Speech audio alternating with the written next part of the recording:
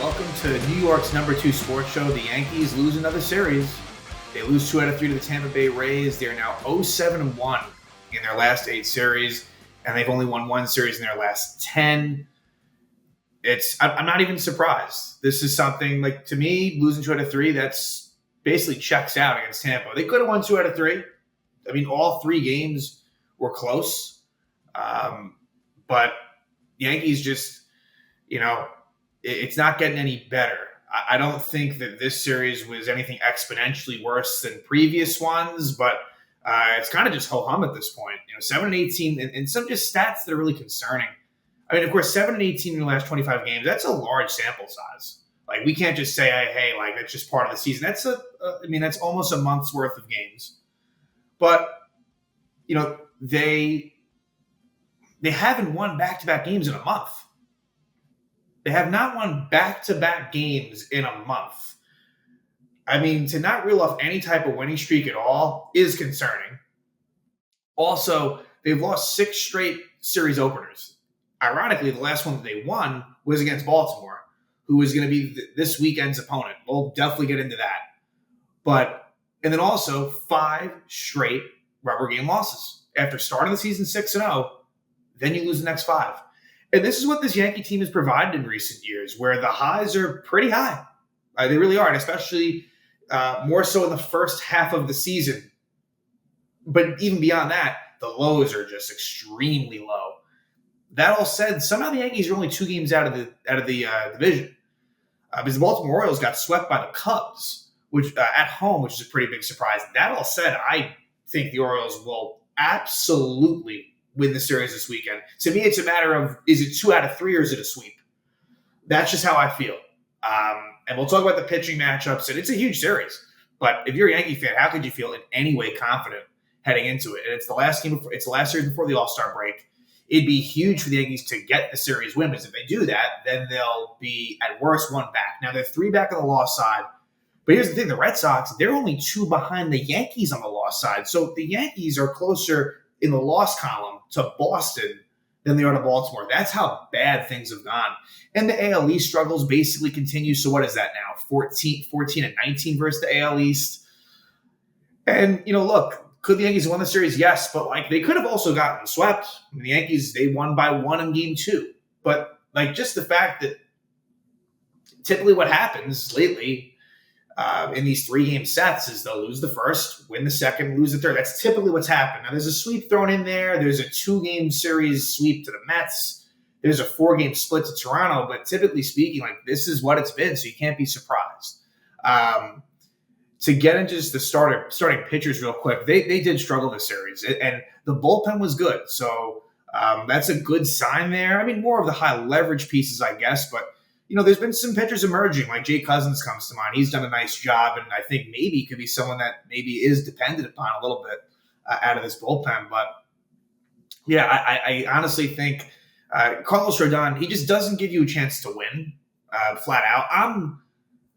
I guess I'll say I'm most down on him, but that's kind of been my sentiment all along. So Rodón, he now drops to 9-7. I mean, I'm not getting into game 1 yet, but just overall thoughts. But Rodón, he just gets shellacked in the first inning, a home run machine. It's just hard to be confident in Rodón. Stroman kind of does what Stroman does. He, the whip is high and the base runners are high. And luckily for him, Tim Hill did a really nice job coming in and escaping a jam. So Stroman, they end up winning a lot of the Stroman games. It kind of feels, relatively speaking, to other starters, because with Stroman, he doesn't necessarily go super deep into games, but he does keep you in it. He does kind of avoid the big inning, and certainly on the road, right? With him on the road, he's not allowing home runs. Now we know that's the problem. Yankee Stadium, he does, but on the road, he's kind of keeping him in it. Where it's not. This has been a typical thing for him. He'll go maybe 4 or 5 innings, allow 1 or 2, maybe at most 3 runs, and it does at least put him in a spot. So I'm not going to praise him. It really wasn't a great outing, but it's kind of what he does. And then Nestor Cortes, things continue there, where the home road splits are so fucking drastic. He is incredibly good at home, unequivocally great at home. But on the road, it's a different story, and it's pretty bad. I think the ERA is about 6 So it's no in between. And, Boone can say all he wants, but yeah, very disappointing outing for Nestor Cortes.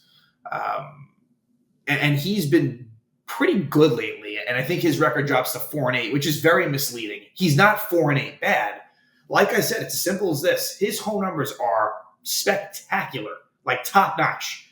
And on the flip side, away from Yankee Stadium, it is really, really bad. No way to sugarcoat it. Offensively, not a whole lot. To me, it wasn't completely porous, but it wasn't very good. Aaron Judge, he struggled lately. Aaron Judge has struggled. He DH'd each game, which makes sense at the Trop. They want to keep him off the turf. But you got to wonder. I think his numbers are worse a lot worse as a DH as opposed to when he's in the field. So it's something to think about.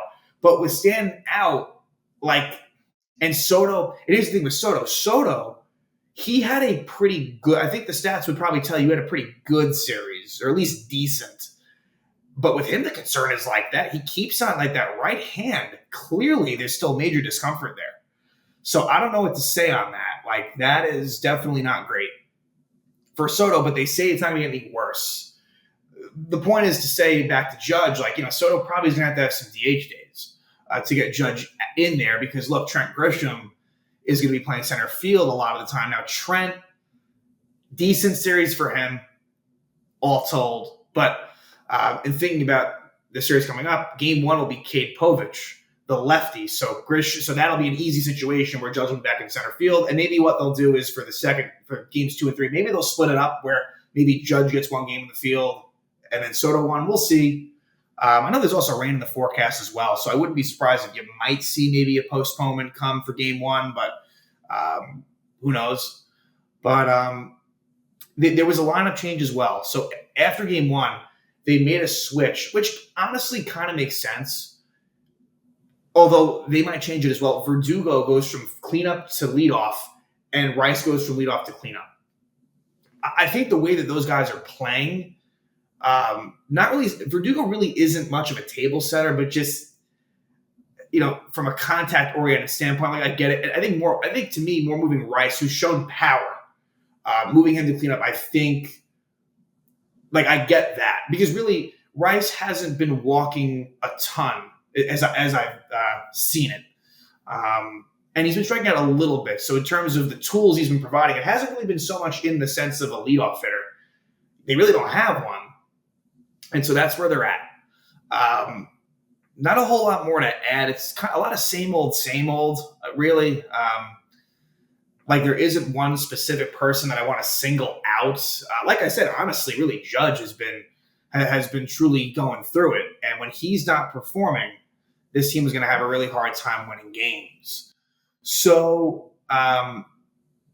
Rodón on the bump. Let's jump into it. Rodón on the bump for game one against Ryan Pepio. And a pretty good outing for Pepio. He did allow a decent amount of base runners, but a nice line. He gets the win. 5 2/3, 4 hits, 1 run, 3 walks, and 7 strikeouts. Where for Rodón, who gives up a 4 spot in the first after the Yankees took a 1-0 lead. That's the thing, too. Yankees have rarely had leads. And for him to just give it all back and more in the first was really disheartening. 4 innings, 5 hits, 4 runs, 2 walks, 5 strikeouts, and a homer. 3rd homer to Isaac Paredes. And 95 pitches through 4 innings. That's the thing is from a pitch efficiency standpoint, none of these guys, Nestor Cortes ends up going, 4 1/3. And he ends up throwing about 93 or so pitches. So not great. Not great. But Rodón, to me, the starting pitching is kind of in this series, the offense wasn't very good, but I still come away from this thinking Rodón and Nestor really dropped the ball. And, and like we said, if Judge and Soto aren't at peak performance, this team isn't going to win games. And this is why I've been saying, I'm not confident this is going to turn around. I'm just saying, they're going to need a really big overhaul at the deadline. I'm saying, multiple trades, a totally different looking type team, which I don't even know if you can pull that off. But that would be, to me, the only way that this turns around. And it won't stay this bad. It's a long season, so, there's a ways to go. They will hit a stretch where they win games. It's just the way that it is. But still, like I think that there's going to be a lot of losing. So first inning, Yankees do, and like I said, Rice was leading off in this game, and then they switched it up after this one. Nothing else really. It was basically your basic lineup. Nothing really else there. I guess I should mention that Gleyber Torres returned to the lineup, right? Because he had missed the end of the Red Sox series. So Gleyber Torres returns to the Yankee lineup, which is good to see. And so let's go to the first inning. 1 out walk Soto, 2 out single Verdugo, first and third, and Gleyber with an RBI single. So Gleyber, like he looks all right up there. I don't even know how to say he can't really get going, but he's been all right, I guess. Like not what you're really looking for, but he's maybe making some strides. I say that kind of loosely, but Gleyber's been all right, I guess. One of the Yanks at that point, and then we go to the bottom of the first against Rodón. Yandy Diaz single, Randy Rosarena double, and Verdugo bobbles it, and that allows Yandy Diaz to score. Then amid Rosario single, and then Isaac Paredes third homer. This has been a thing with Rodón since he's been a Yankee, where like the first fucking 4 or 5 batters, he can't even get it out, and he's like just done right away. And sure, yeah, give him credit for not giving up runs after that, but the damage was done. Like, you can't just do that and be like, oh yeah, well, after that he battled it. No, like, that's not good enough. And so he allows that 4 spot in the first. Pepio settles in a bit. Let's see. Let's go to, Jake Cousins comes on in the 5th. Really nice job by Jake Cousins. Goes 2 innings, no hits, 1 walk, 5 strikeouts. Like, this is someone that I think deserves a look. For sure. Cousins is, and he's looked like he's got some pretty nasty stuff. So just something to think about. 6th inning, Pepio is taken out of the game. Kevin Kelly comes on and finishes out the 6th. 7th inning, Trent Grisham single, DJ LeMahieu with his classic chop to third base. To be fair, DJ did have a couple of hits in this game, so it wasn't all bad. But he's always good for that, just ground out to third.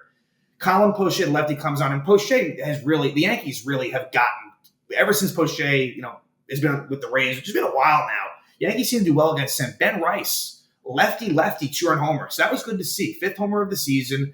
I believe that was his first homer against the lefty. So again, he's continuing to show good signs of someone that has a chance to be a good hitter in this league. So that makes it 4-3. You do get a Judge walk with 2 out, then Verdugo strikes out. A pretty porous at-bat by Verdugo, I might add, but we know he's really not good versus lefties. Michael Tonkin comes on, and it's a little bit of bad fate for Tonkin as he pitches a scoreless 7th. Then in the 8th, allows a 2-out single to Jose Siri, and then Tommy Kahnle comes on. To be fair to Kahnle, he wasn't hit hard, but DeLuca gets an opposite field RBI double, kind of just sticks his bat out, and it works out. So that gives the Rays a 5-3 lead, which was a really big insurance from us. It felt like the Yankees were maybe going to mount something. Pete Fairbanks comes on in the 9th. You do get a 1-out single by LeMahieu, and with 2 out, Soto comes up, really hits a nice line drive. I think maybe to the edge of the warning track, but Siri tracks it down, and the Rays win Game 1 by a score of 5-3. Game 2, the Yankees win Game 2.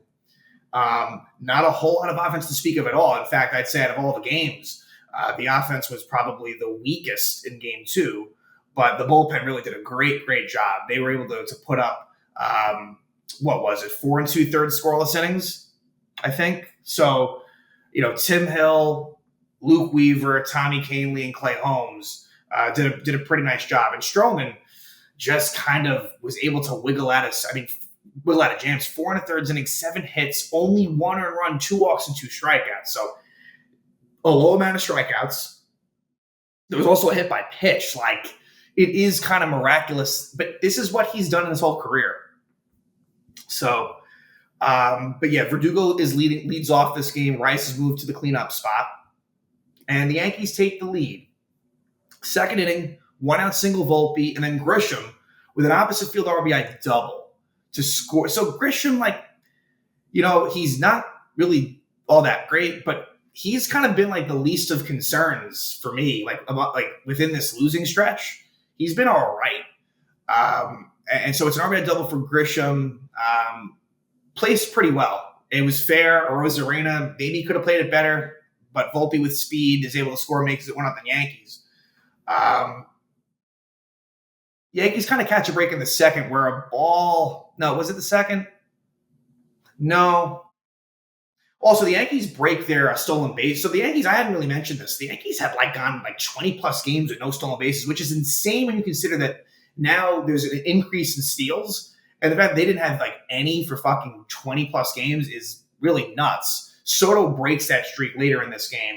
Third inning, this is where the Yankees catch a break. It could have been first and probably third, no out. Yandy Diaz hits a ball and it goes off of the base runner Taylor Walls. So Walls is rolled out. This could have ended up being maybe a big inning for the Rays. That doesn't happen. Fourth inning, Yankees catch a break by some sloppy Ray defense. Gleyber Torres leadoff walk and Volpe grounds out to Yandy Diaz, and Yandy Diaz tries to then throw to second, throws it away. So where he could have gotten Gleyber out at second, Gleyber goes all the way to third, and then Trent Grisham sack fly. So a good job by Trent. He gets both RBIs in this game, and that's taking advantage of a pretty big mistake by Tampa to give the Yanks a 2-0 lead. Let's then go to the bottom of the fifth. This is when things get dicey. Leadoff single Ben Rortvedt, the former Yank. Taylor Walls with a single makes it first and third. And then Yandy Diaz it's an RBI ground out. So it makes it 2-1, runner on first, one out. Then Brandon Lau singles makes it first and third. And then Isak Paredes walks. So bases loaded, one out. Tim Hill comes on after Stroman needed to come out of the game at that point. Stroman was at 84 pitches. So it wasn't so much a pitch count thing. It was a big spot in the game. They bring in Tim Hill, the lefty, to face Josh Lowe, and Lowe strikes out looking. So a nice job by Hill, and then Arozarena lines out to right. So escaping that jam, keeping it at 2-1 was good. Then in the sixth, Hill, a couple of singles, then he strikes out Rortvedt, then Luke Weaver with a really big double play. Luke Weaver has been so good out of this bullpen. He gets Taylor Walls to hit a double play. Then in the seventh, a couple of walks in the mix, but Weaver is able to escape that, and he strikes out Arozarena to end the inning. Bottom of the eighth, and where Soto gets the steal, I should mention, is the top of the eighth to break that streak. Bottom of the eighth, Tommy Kahnle comes on. He does allow a two-out single to Rortvedt, and then it's a walk to Taylor Wall. So for Kahnle, just a lot of base runners. It feels like just a lot of traffic with him, where the strikeout stuff is still there, and he's still one of the more high-leverage guys in the pen. But yeah, it's always it's been a bit dicey with Kahnle. But the run prevention is still mostly there. Anyway, Clay Holmes comes on, and a really nice play by Trent Grisham. Yandy Diaz lines out. This is a really nice catch by Trent Grisham. Not many would have made this play. And so Clay Holmes there, gets hit hard. But then to be fair to Clay, at the bottom of the ninth, looked good. Brandon Lau ground out, Paredes strikeout, and Josh Lowe strikeout. So what could have been bad in the eighth, Trent Grisham was basically the player of the game, plus the bullpen. And the Yankees tie up the series at 1. So now let's go to that rubber game 3. And unfortunately, it starts out not so good. Where the first inning kind of tells the tale, where the Yankees have a chance to get things going in the first. And Verdugo singles, Soto double. Now, on that double, I guess there was a thought for me that maybe Verdugo could score, but I understand why he was held up. It's no outs, Judge is coming up. And then the next thing happens where Judge flies out to what was kind of deepish right field, but Johnny DeLuca makes the catch and really makes a nice throw. They don't send Verdugo, which was probably the right call. He probably would have been dead to rights, but I guess you could maybe, if some were disappointed by Rojas and not sending Verdugo either on the Soto double or the Judge fly ball, I can understand disappointment, and unfortunately they don't come through. Ben Rice strikes out. So, as much as Rice, who had a good game, honestly, Rice, you want him to cut down the strikeouts lately, and he's not a guy that will strike out much. I think his profile, he's got a pretty good walk to strikeout ratio and a good idea of what the zone is. But unfortunately, he does strike out there against Shane Baz, who was making his second start of the season. And Baz didn't really pitch all that well there. And then Gleyber Torres strikes out. So you really could have used a big hit for Gleyber there. It doesn't happen. And then the bottom of the first, Yandy Diaz doubles. Now, Trent Grisham loses this somewhere along the line, but it might have hit the catwalk. But if it did hit the catwalk, it would have been a home run. So I don't know what happened there, but it ends up in a double for Yandy Diaz. But it doesn't matter anyway, unless you want to say that Trent Grisham could have caught this ball, because then Randy Arozarena, 2-run homer. So Nestor Cortes immediately, from the Yankees possibly taking a 2-0 lead, let's just say, to now they're down 2-0 at the bottom of the first. And Nestor, gets off to a bad start. Austin Wells, he homers in the second. His 5th homer of the year. I think Wells, who actually didn't have a great game 1, Wells has been pretty good. And we'll talk about a decision that was made later in the game that was kind of interesting. But then that kind of gets sidetracked by something else because who was the home plate ump in this game? Edwin Moscoso was terrible. Very pitcher friendly for both sides. It wasn't like he was only bad for the Yankees, but wow, like really just one of those frustrating ones. It's like, and I think Moscoso is someone that I've noticed that isn't good. He's one of those that, is way too pitcher friendly. So Wells homers off of Boz. And then Nestor does avoid a jam in the second. Runner on third, no out. He's able to get out of it. And the Yankees tied up in the third. Juan Soto, opposite field homer. His 22nd homer of the year, ties it up at 2.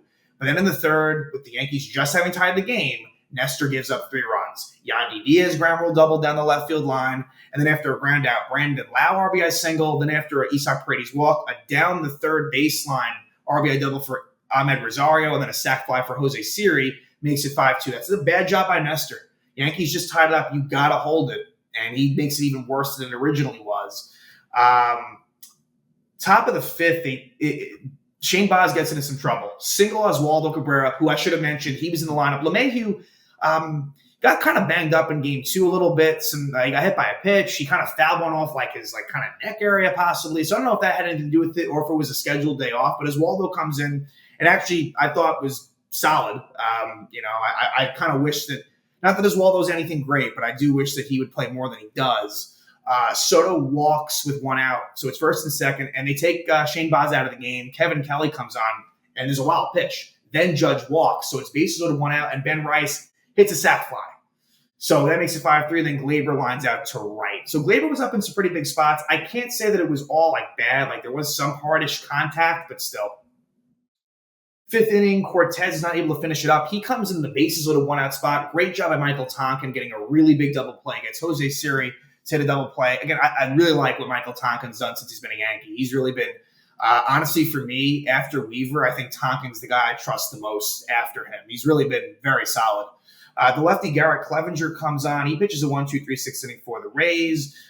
A scoreless inning for Tonkin in the bottom of the 6th. Jason Adam comes on in the 7th, which was kind of interesting.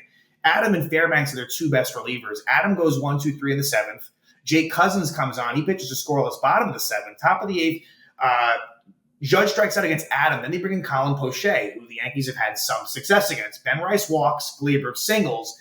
And then that's where you get Jose Trevino pinch hitting for Wells, which I thought was a little interesting because Wells, Trevino hasn't been great versus lefties this year, but I know in the past he has been, and I guess Wells probably isn't. I can't destroy the move, but I can understand some that were a little bit perplexed by it with how good Wells has been lately. But Trevino got straight up screwed in this at bat where he should have walked twice. The 3-0 pitch was not even the 3-0 pitch was not even close to being a strike. It wasn't. I know sometimes on 3-0, I'll say if that hadn't been a 3-0 pitch, I think they would have called it a ball. That does happen a lot. I'm not saying I condone it, but that's what happened. And then he never swung at a pitch.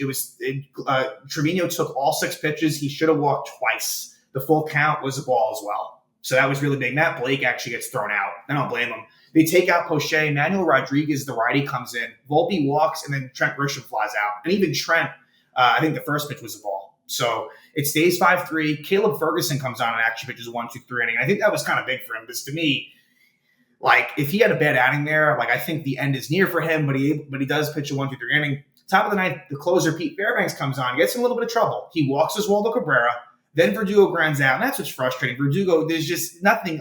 When I think about Verdugo and Volpe, I brought up Gleyber, Verdugo and Volpe, they've just been struggling for a long, long time now.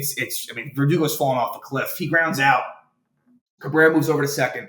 Soto walks. So a really nice at bat. And then Judge pops out to Yandy Diaz. Aaron Judge has really not been good lately. There's just no way around that. He'll turn it around in a big way. He will, but it's been pretty bad. And then Ben Rice is able to prolong the game. RBI single to keep it alive. 5-4 now. First and third, 2 out. And Gleyber Torres comes up. And what was frustrating about this, but I do get it. Gleyber swings that ball. Gleyber really could have walked. Now, keep in mind that Trevino was on deck, which I don't know how favorable that would have been. It would have been bases loaded, so you get the bases loaded walk possibility. Ultimately, Gleyber goes out of the zone a couple of times, and then he hits a flare that was maybe going to dunk in. Siri was close to it, but it ends up being Caballero, the second baseman, that is able to make a over-the-shoulder catch. It was actually a really nice catch. So Gleyber deserves some blame for me, but at the same time, it could have worked out, but it doesn't. And that's the way things are going for the Yankees. They lose. And there was a little bit of controversy where the ball goes out of Caballero's glove. It was way after the catch. It was the right call. And so, yeah, Yankees lose another series. 0-7-1 in their last 8 series. You know it all. I don't have to go back into it. So now they go to Baltimore against an Orioles team that isn't playing that well themselves. That said, I would be stunned if the Yankees win this series. Really, really would be. I'm almost certain they're going to lose 2 out of 3, if not get swept. Just saying. I would love to be wrong because this is a huge series. First game, and again, I think there is rain in the forecast, but the first game is probably the most favorite one. It's actually the same matchup as the game I went to, Cole versus Povich. It ends up lining up the same there. So on paper, Yankee advantage, but who the hell knows? Because Cole has been a little bit of an unknown. And the Yankees, we do struggle against lefties. Povich really was hittable that game against the Yanks, but they weren't able to break through. Game 2 will be Luis Gil versus Grayson Rodriguez. Now, the thing with Luis Gil, he pitched great against them in Baltimore earlier in the season, but then got absolutely tattooed last time. So what happens there? Does Gil make the adjustments or not? So you got to be a little concerned there. Grayson Rodriguez, 11-3 on the season. And then the final game, you can't feel good about that one. Carlos Rodón, who struggled against Baltimore in Baltimore earlier on, versus Dean Kramer. Now, Dean Kramer, I think you see a lot of him, probably with mixed results, I guess. I mean, it's been a lot over the last few years, but yeah, I think your best shot is probably that Cole versus Povich matchup. Yeah, I'm not expecting to come on here and say, hey, the Yankees won the series. I really hope they do. I think it's a very big series, especially considering it's the last one before the break. You want to feel good going into it, and it means so much for the standings. They're still right there at Baltimore, even though I think the Orioles are the better team. But let's see what happens. Yankees lose another series. Like I keep on preaching, this break cannot come soon enough. There is one more series, though. The Yankees will go from Tampa to take on another AL East opponent, a really important one, Baltimore Orioles. And then they will luckily head into the All-Star break.